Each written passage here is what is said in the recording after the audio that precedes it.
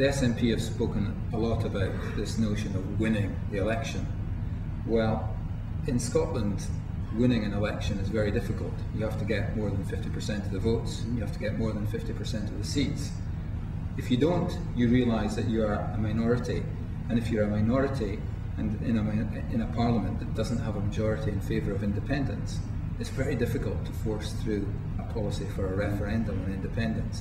If the SNP, along with the other parties who support independence, and there are, as you know, there are others, the Socialists and the Greens, if they had a majority of the seats, then of course that's democracy, and there should then be a referendum.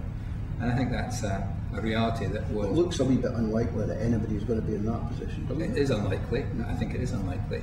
But in those circumstances where those that support independence are in the minority, the Liberal Democrats don't support independence. We're not going to be the party that leads to all of the constitutional chaos, the constitutional treacle that there would be if the main issue dominating Scottish politics for the next 4 years was the issue of independence and the referendum. Why are you so against it? I gather David Cameron today has hinted that, or has suggested that Scotland could be quite perfectly viable as an independent nation state.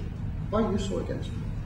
I explained at the start what motivates me in politics and in life is not nationalism. I'm wanting a more liberal and a more democratic country. I do believe in decentralising powers, but I think nations should work together, and increasingly I believe in global interdependence rather than independence. I think independence will be seen to have been the issue that dominated the previous century, and the 21st century should be about more and more interdependence, nations cooperating and working together. So it's right at my core. This is really important to me, right in the heart of my politics.